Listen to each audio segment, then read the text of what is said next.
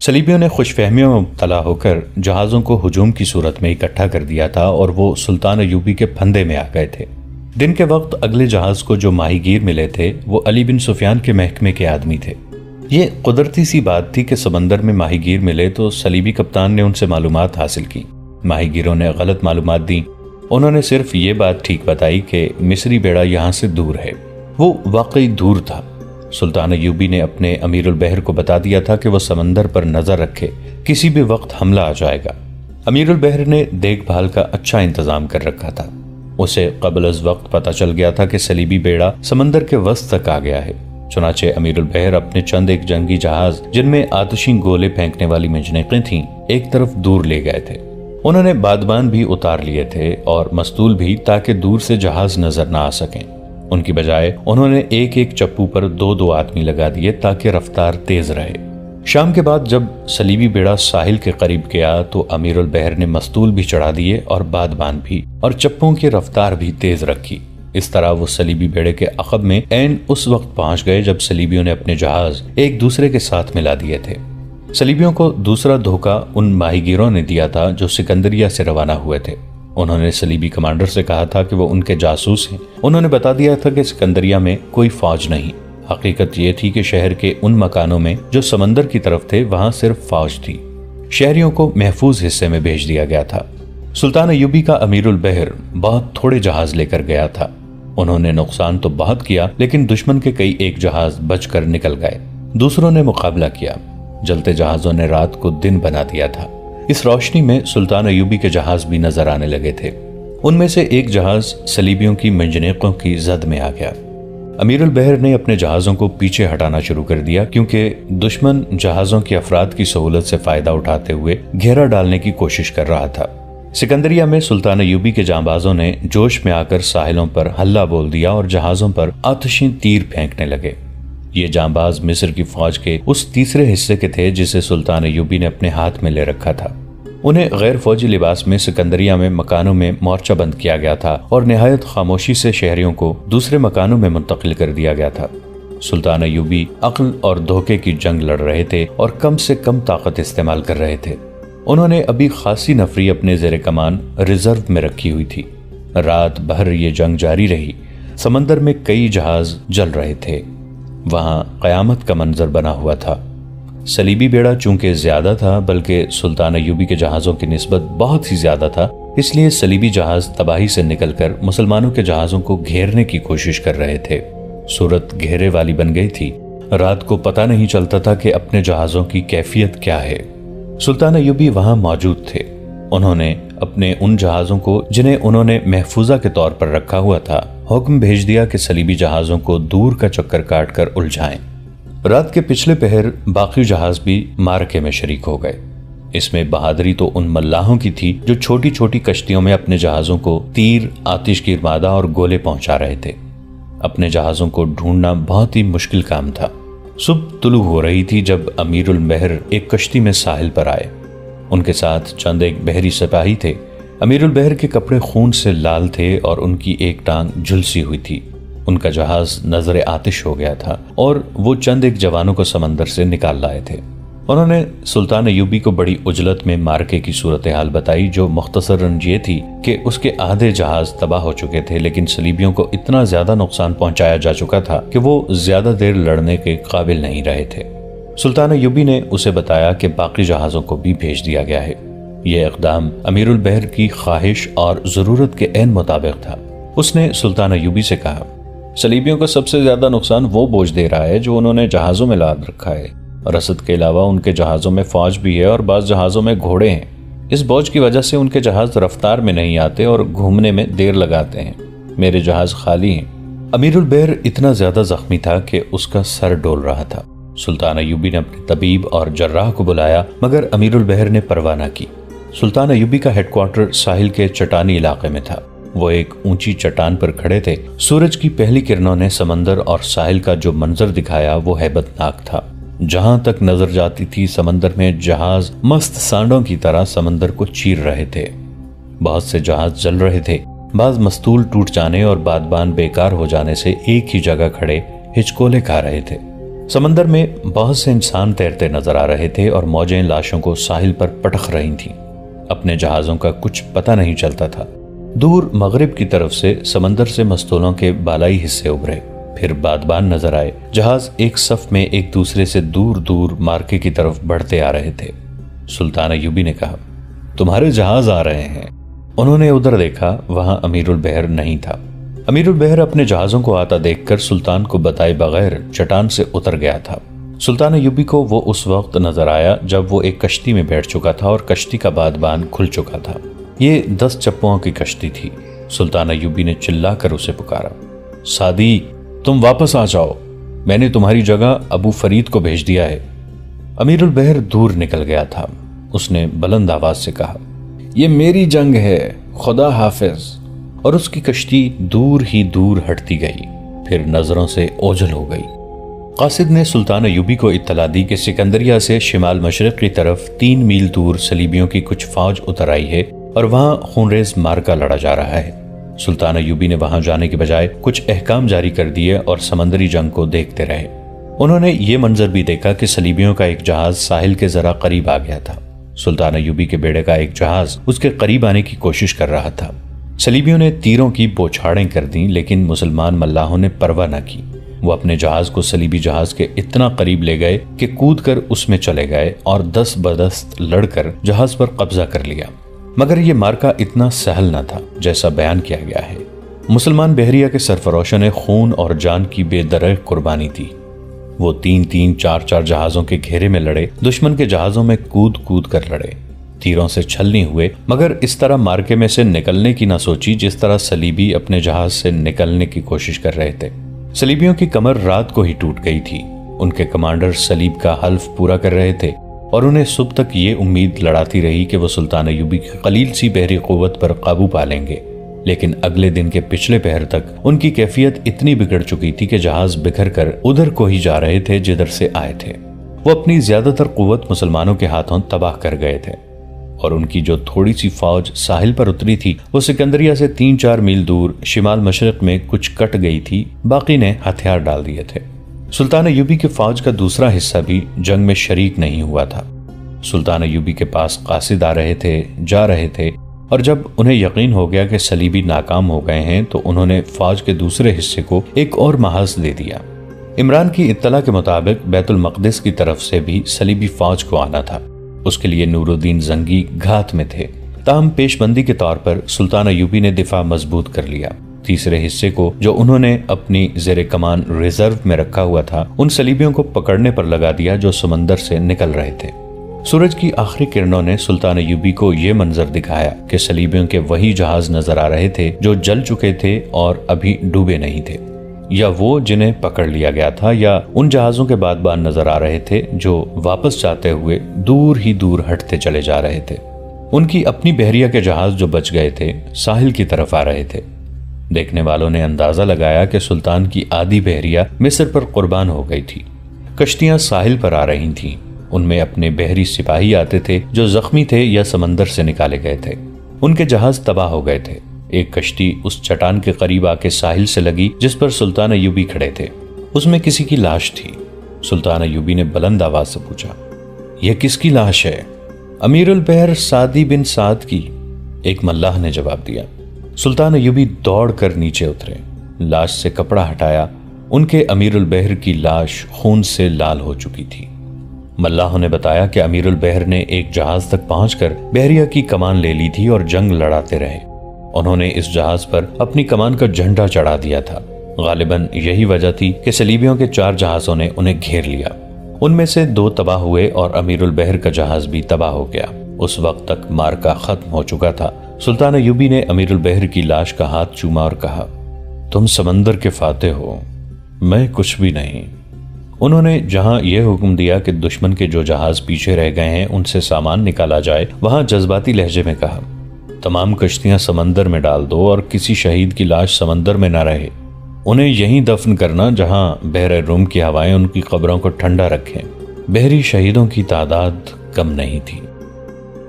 بیت المقدس سے صلیبیوں کی فوج کوچ کر چکی تھی اور آدھا راستہ طے کر آئی تھی۔ انہیں کچھ خبر نہیں تھی کہ ان کی بحریہ اپنے انجام کو پہنچ چکی ہے۔ اس کے قلب میں صلیبیوں کا مشہور جنگجو حکمران رینالٹ تھا۔ اس کی فوج کے بھی 3 حصے تھے، ایک آگے تھا، دوسرا کچھ دور پیچھے، درمیان میں، اور تیسرا بہت دائیں کو ہٹ کر آ رہا تھا۔ اس کی متحدہ کمان رینالٹ کے پاس تھی اور اسے یہ توقع تھی کہ وہ سلطان ایوبی کو بے خبری میں جا لے گا۔ تصوروں میں اسے قاہرہ نظر آ رہا تھا۔ گھوڑا گاڑیوں کے قافلے رسد بھی ساتھ لا رہے تھے۔ سکندریہ بہت دور شمال مشرق میں ایک وسیع خطہ ریت اور مٹی کے ٹیلوں اور نشیب و فراز کا ہوا کرتا تھا۔ 8 صدیوں نے اس خطے کو اب ویسا نہیں رہنے دیا۔ اس کے قریب باقی علاقہ صحرا تھا اور اس صحرا میں پانی بھی تھا۔ رینالٹ نے ایک پڑاؤ ڈالا اور اس کی فوج کا اگلا حصہ آگے نکل گیا تھا۔ دائیں طرف والا حصہ دور تھا۔ آدھی رات کا وقت ہوگا، رینالٹ کے کیمپ میں قیامت برپا ہو گئی۔ اس کے کچھ بھی پلے نہ پڑا کہ قیامت آسمان سے ٹوٹی ہے یا اس کی اپنی فوج نے بغاوت کر دی ہے۔ اس کے وہم و گمان میں بھی نہ تھا کہ وہ نور الدین زنگی کی گھات میں آ گیا ہے۔ زنگی نے کئی دنوں سے اپنی فوج کو ٹیلوں اور نشیب و فراز کے اس علاقے میں لا کے بٹھا رکھا تھا۔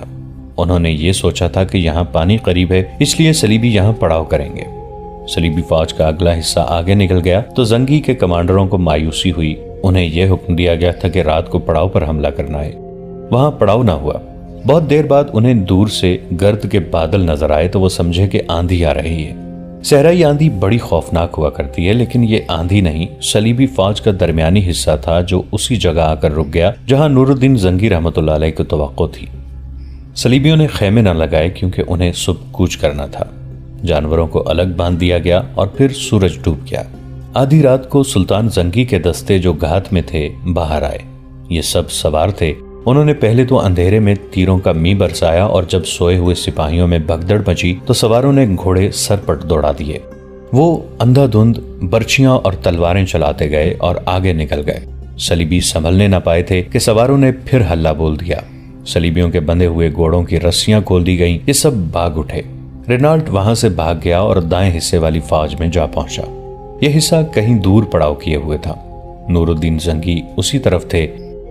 اس ساری فوج کی رسد پیچھے آ رہی تھی۔ سلطان زنگی نے اس کے لیے الگ دستے مقرر کر رکھے تھے۔ انہوں نے صبح تک رسد پر قبضہ کر لیا۔ دائیں والا حصہ رات کو ہوشیار ہو گیا تھا۔ رینالٹ اسے اپنے حصے کی طرف لانے لگا کیونکہ وہ اس جگہ کو میدان جنگ سمجھتا تھا۔ صبح کے دھندلکے میں یہ فوج چل پڑی۔ نور الدین زنگی نے عقب سے اس کے پہلو پر حملہ کر دیا۔ اس کے بعد اس فوج کو معلوم ہی نہ ہو سکا کہ اس پر کس طرف سے حملے ہو رہے ہیں۔ سلطان ایوبی کی طرح زنگی بھی جم کر نہیں لڑتے تھے۔ چھوٹے چھوٹے دستوں سے حملے کرا کر صلیبیوں کو بکھیرتے جا رہے تھے۔ انہوں نے رات کو سلطان ایوبی کی طرف قاصد بھیج دیا تھا۔ ان دونوں نے اسکیم پہلے بنا رکھی تھی۔ زنگی کا ہر عمل اور اقدام اور دشمن کا رد عمل ان کی اسکیم کے عین مطابق تھا۔ رینالٹ نے اپنی فوج کے اگلے حصے کو پیچھے آنے کا پیغام بھیجا۔ 4 روز رینالٹ اور زنگی میں لامحدود وسعت میں مارکے ہوتے رہے۔ زنگی نے صلیبیوں کو بکھیر لیا تھا اور ضرب لگاؤ اور بھاگو کے اصول پر لڑ رہے تھے۔ صلیبیوں کے فوج کا اگلا والا حصہ واپس ہوا تو رات کو اس کے عقب پر حملہ ہوا۔ یہ سلطان ایوبی کے چھاپہ مار تھے۔ انہوں نے 2-3 شب خون مارے اور غائب ہو گئے۔ پھر یہ سلسلہ چلتا رہا۔ صلیبی آمنے سامنے کی جنگ لڑنے کی کوشش کر رہے تھے لیکن سلطان ایوبی انہیں کامیاب نہیں ہونے دے رہے تھے۔ یہ طریقہ آسان نہیں تھا۔ چھاپہ مار اگر 100 کی تعداد میں جاتے تھے تو بمشکل 60 واپس آتے تھے۔ اس کے لیے خصوصی مہارت، دلیری اور تیزی کی ضرورت تھی جو سلطان ایوبی نے اپنے چھاپہ مار دستوں میں پیدا کر رکھی تھی۔ جنگ بہت دور دور تک پھیل گئی۔ صلیبی فوج میں نہ جمعیت رہی نہ مرکزیت۔ ان کی رسد زنگی کے قبضے میں آ گئی تھی۔ میدان جنگ میں نہ کوئی سامنا نہ عقب۔ صلیبی اس جنگ کی سوجھ بوجھ نہیں رکھتے تھے جو مسلمان لڑ رہے تھے۔ پھر کیفیت یہ ہو گئی کہ جو صلیبی سپاہی بھاگ سکے بھاگ گئے اور جن میں تاب نہ رہی وہ ہتھیار ڈالنے لگے۔ رینالٹ ہار مارنے کو تیار نہیں تھا۔ اس نے کسی اور جگہ فوج اکٹھی کر لی اور اسے یہ بھی پتا چل گیا کہ زنگی کہاں ہیں۔ اس نے نہایت اچھی اسکیم سے وہاں حملہ کرا دیا۔ یہ ایک بڑا ہی سخت معرکہ تھا۔ صلیبی زندگی اور موت کی جنگ لڑ رہے تھے۔ رینالٹ کی چالیں اور اپنی فوج پر کنٹرول بہت اچھا تھا، مگر چوتھی پانچویں رات سلطان زنگی کے شب خون مارنے والے ایک دستے کے چند ایک جانبازوں نے جان کی بازی لگا دی اور رینالٹ کی ذاتی خیمہ گاہ پر جا کر شب خون مارا۔ یہ سلطان زنگی کی اسکیم کے تحت اقدام کیا گیا تھا۔ سلطان زنگی نے چھاپہ ماروں کی للکار پر حملہ کر دیا۔ اس دور میں رات کے وقت لڑائی نہیں لڑی جاتی تھی۔ یہ طرح مسلمانوں نے ڈالی تھی کہ رات کو بھی حملے جاری رکھتے تھے۔ صبح طلوع ہوئی تو صلیبیوں کا سپریم کمانڈر رینالڈ قیدی کی حیثیت سے نور الدین زنگی کے سامنے کھڑا تھا اور زنگی رحمت اللہ علیہ اسے اپنی شرائط بتا رہے تھے۔ یہ صلیبی کمانڈر ہر شرط ماننے پر آمادہ تھا، لیکن جب بات بیت المقدس پر آئی تو رینالڈ نے انکار کر دیا۔ سلطان زنگی نے اسے کہا تھا کہ بیت المقدس ہمارے حوالے کر دو اور آزاد ہو جاؤ۔ شام تک سلطان ایوبی بھی آ گئے۔ رینالڈ کو پورے احترام کے ساتھ رکھا گیا تھا۔ سلطان ایوبی اس سے بغل گیر ہو کے ملے۔ آپ عظیم سپاہی ہیں، رینالڈ نے سلطان ایوبی سے کہا۔ یوں کہو کہ اسلام عظیم مذہب ہے، سلطان صلاح الدین ایوبی نے کہا۔ سپاہی وہی عظیم ہوتے ہیں جن کا مذہب عظیم ہوتا ہے۔ محترم، رینالڈ نے مجھ سے پوچھا تھا کہ ان کا بحری بیڑا نہیں آیا تھا، نور الدین زنگی نے سلطان ایوبی سے کہا۔ انہیں صحیح جواب تم ہی دے سکتے ہو، میں تو یہاں تھا۔ آپ کا بحری بیڑا پورے تمطراق سے آیا تھا، سلطان ایوبی نے کہا، اور واپس بھی چلا گیا ہے۔ آپ کے بہت سے جہاز سمندر کی تہہ میں ہوں گے اور جو ڈوبے نہیں ان کے جلے ہوئے ڈھانچے سمندر پر تیر رہے ہیں۔ جب فوج جہازوں سے اتر آئی تھی وہ واپس نہیں جا سکی۔ ہم نے آپ کی تمام لاشیں پورے احترام سے دفن کر دی ہیں۔ سلطان ایوبی اسے جنگ کی صورتحال سنا رہے تھے اور رینالڈ کی آنکھیں اور منہ کھلتا جا رہا تھا۔ اسے یقین بھی نہیں آ رہا تھا کہ یہ رویداد سچی ہے۔ اگر یہ سچ ہے تو کیا آپ مجھے بتا سکتے ہیں کہ یہ کیوں کر ممکن ہوا؟ رینالڈ نے پوچھا۔ یہ راز اس روز آپ پر فاش کروں گا جس روز فلسطین سے صلیب کا آخری سپاہی بھی نکل جائے گا، نور الدین زنگی نے کہا۔ آپ کی یہ شکست آخری نہیں، کیونکہ آپ اس سرزمین سے نکلنے پر آمادہ نظر نہیں آتے۔ میں آپ کو اپنے علاقے دے دوں گا، رینالڈ نے کہا۔ مجھے رہا کر دیں، جنگ نہ کرنے کا معاہدہ بھی کروں گا۔ آپ کی سلطنت بہت وسیع ہو جائے گی۔ ہمیں اپنی سلطنت کی ضرورت نہیں، سلطان ایوبی نے کہا۔ ہمیں خدا کی سلطنت قائم کرنی ہے، اسلام کی سلطنت جس کی وسعت کا آپ تصور بھی نہیں کر سکتے۔ آپ کا مقصود اسلام کی بے خونی ہے جو ممکن نہیں۔ آپ نے فوجیں استعمال کر دیکھی ہیں، بحری بیڑا بھی آزما لیا ہے، اپنی بیٹیوں کو بھی استعمال کر دیکھا ہے۔ آپ نے ہماری قوم میں غدار بھی پیدا کیے ہیں۔ گزشتہ 1 صدی میں آپ نے کتنی کامیابی حاصل کی ہے؟ کیا یہ میں آپ کو یاد دلاؤں کہ ہم نے اسلام کو کہاں کہاں سے نکالا ہے؟ رینالڈ نے کہا۔ اسلام تو بحر روم کے پار پہنچ گیا تھا۔ اسپین سے اسلام کی پسپائی کیوں ہوئی؟ روم آپ کے ہاتھوں سے کیوں نکلا؟ سوڈان آپ کا کیوں دشمن ہوا؟ صرف اس لیے کہ ہم نے تمہارے اسلام کے محافظوں کو خرید لیا تھا۔ آج بھی تمہارے حکمران بھائی ہمارے زر خرید غلام ہیں، ان کی ریاستوں میں مسلمان رہ گئے ہیں، اسلام ختم ہو گیا ہے۔ ہم وہاں اسلام کو زندہ کریں گے دوست، سلطان ایوبی نے کہا۔ آپ خواب دیکھ رہے ہیں سلطان ایوبی، رینالڈ نے کہا۔ آپ دونوں کب تک زندہ رہیں گے؟ کب تک لڑنے کے قابل رہیں گے؟ اسلام کی پاسبانی کب تک کرو گے؟ آپ دونوں کو خراج تحسین پیش کرتا ہوں کہ آپ سچے دل سے اپنے مذہب کے پاسبان اور بئی خواہ ہیں، لیکن آپ کی قوم میں مذہب کو نیلام کرنے والے تعداد میں زیادہ ہیں اور ہم خریدار ہیں۔ اگر آپ ہمارے ساتھ جنگ و جدل کی بجائے اپنی قوم کو زر پرستی، لذت پرستی اور تعیش پرستی سے بچانے کی مہم چلائیں تو ہم یہاں ایک دن ٹھہر نہ سکیں گے۔ مگر میرے دوستو، آپ اس مہم میں کامیاب نہیں ہوں گے، جس کی وجہ یہ ہے کہ عیاشی آپ کی قوم میں نہیں آئی بلکہ قوم کے سربراہ اور حکمران عیاش ہو گئے ہیں۔ اس حقیقت سے آپ چشم پوشی نہ کریں کہ جو برائی حکمرانوں کی طرف سے شروع ہوتی ہے وہ قوم میں مزاج کی صورت اختیار کر جاتی ہے۔ اسی لیے ہم نے آپ کے حکمرانوں کو اپنے جال میں پھانسنا ہے، اور میں آپ کو یہ بھی بتا دوں کہ مجھے قتل کر دیں، مجھ جیسے چند اور صلیبی حاکموں کو قتل کر دیں، اسلام کو بہرحال ختم ہونا ہے۔ میں نے جس مرض کا زہر آپ کی قوم کی رگوں میں ڈال دیا ہے وہ بڑھے گا، کم نہیں ہوگا۔ وہ ایسی حقیقت بیان کر رہا تھا جس سے نور الدین زنگی رحمت اللہ علیہ اور سلطان صلاح الدین ایوبی رحمت اللہ علیہ انکار نہیں کر سکتے تھے۔ تاہم وہ صلیبیوں پر بہت بڑی فتح حاصل کر چکے تھے، اور ایک صلیبی بادشاہ جو صلیبیوں کا سپریم کمانڈر تھا ان کے پاس جنگی قیدی تھا۔ اس کے علاوہ اور بھی بہت سے قیدی ہاتھ آئے تھے۔ یہ صرف ایک جاسوس کا کارنامہ تھا جو اکرا سے اس حملے کی خبر بر وقت لایا تھا۔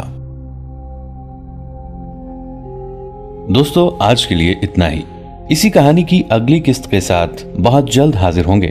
نیچے کامنٹ سیکشن میں اپنی رائے کا اظہار ضرور کیجیے گا۔ ہمارے اس چینل کو سبسکرائب کر کے نیچے موجود بیل آئیکن کو بھی ضرور کلک کیجیے گا۔